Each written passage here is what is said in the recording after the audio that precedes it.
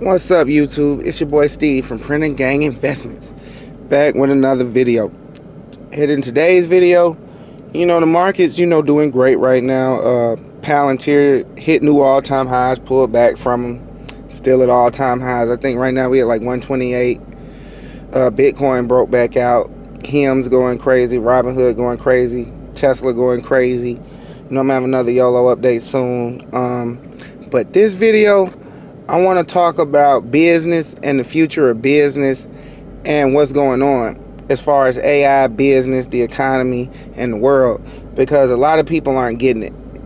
I remember deep in the depths of this most current crash, which might not be over. Trump and China might get to arguing.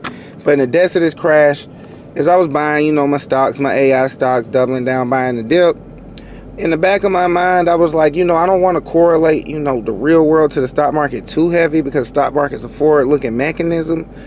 But this AI is not going to stop. Like, the whole time the market's crashing, I'm learning about no-code apps. I'm learning about vibe coding apps. And I'm learning about agents. So I'm seeing these things, and I'm seeing the success people are having. I'm seeing the money that's being made. And, this is like startup level stuff, small business level stuff, so the market might not be paying attention. Then next thing you know, we hear OpenAI is trying to buy Windsurf, which is one of the top vibe coding apps. You got Cursor out there, and some of these companies is like hidden revenues we never seen before. I think it was Windsurf, first company to get to $300 million. And I was listening to a podcast where they were talking about these things, and one dude said something very real. He said, if you're in Masters in Business Administration class and they're not teaching you how to use Replit, you might as well drop out, because that's the future of business. Replit is another vibe coding, not vibe coding. Yeah, Replit is a vibe coding app that you can use to make apps and computer programs. So I'm having this conversation because in our community, and not just in our community, in like the middle class, even upper middle class, lower middle class, poor, all that, people look at business wrong. I was just listening to a dude saying that, let's see, can we get some money? Hell no. But yeah, I was just listening to a dude saying that a real business is, you get a barber shop, you get some chairs, and you rent out space and all that. And it was funny, like I was listening to that, and then I'm listening to a podcast, and during the podcast, they're saying the opposite. They're saying if someone's still opening a physical business in 2025, it's only two reasons to do that. Either A, they are very passionate about the business they started, or B, they don't have the skills to open up a real business. And that was like a shocking statement, because it's like the people who are really on the cutting edge of business, technology, the things going on in the world, like starting a small shop, it's not even like a real business to, like, as far as scalability. Like, it's a real business as far as you can serve your community, you can make money. But if you really want to scale, grow, get big, make large amounts of money, that's not the way to go. And right now in AI, there is a gigantic knowledge gap. There's a gigantic knowledge gap, and most of the world doesn't know about it. In order to start these AI businesses, the costs are extremely low.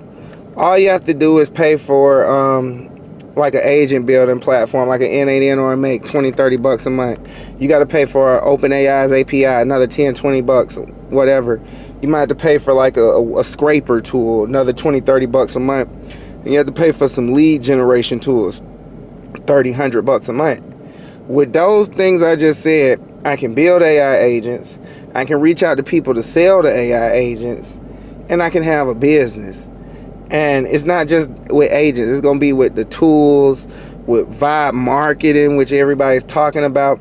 But what I'm saying is, the biggest opportunity out here right now is the cost of starting a very profitable and scalable business has dropped through the floor, and most people are still of the old mindset that you need to start this business that requires a large loan just to start. Like, a brick and mortar business is not going to make tens of millions, hundreds of millions of dollars in any form.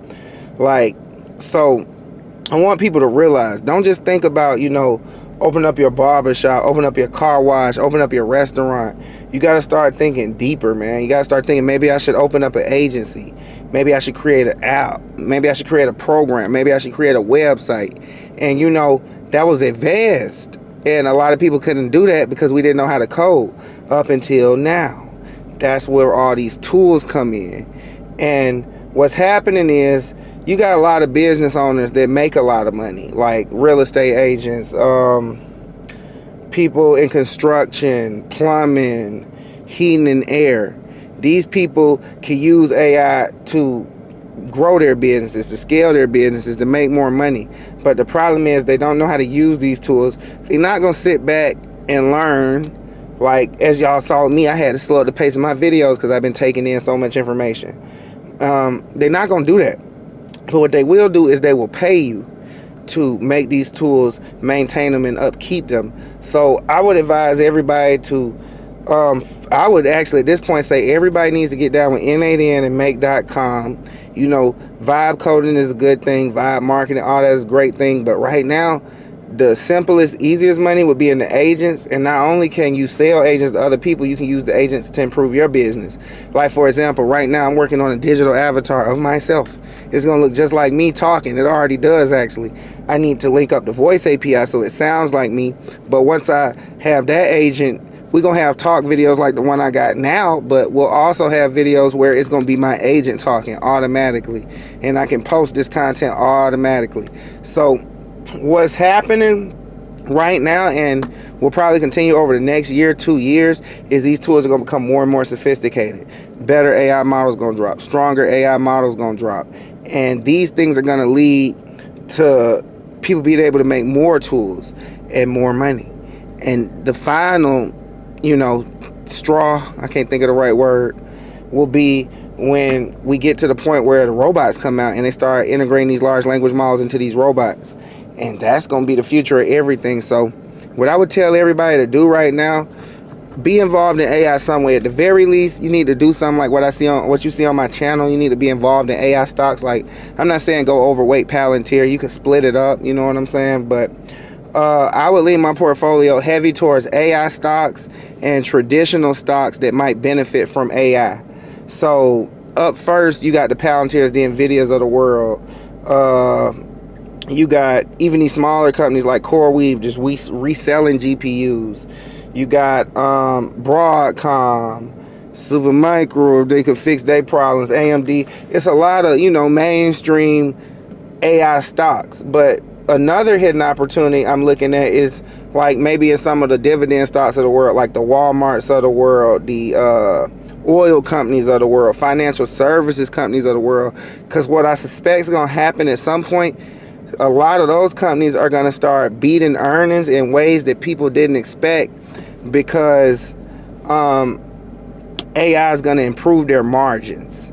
So if we got a company that's like a Coca-Cola, they sell Coke, you know what I'm saying? It doesn't grow much.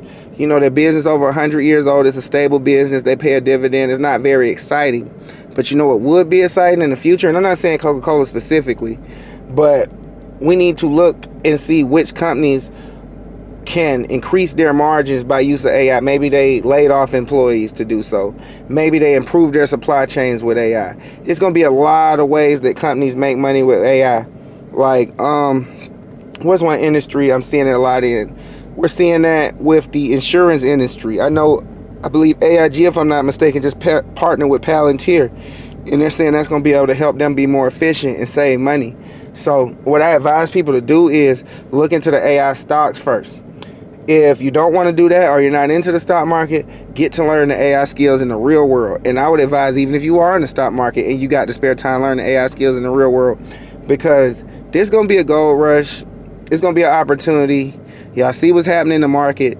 Palantir and all those stocks aren't at all-time highs for no reason. We didn't call Palantir $8 for no reason. Nvidia at the equivalent of 10 for no reason. These things are coming. They're not going to stop.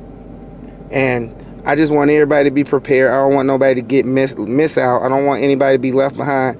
I don't want anybody with an old school mindset, because an old school mindset is going to hurt you right now.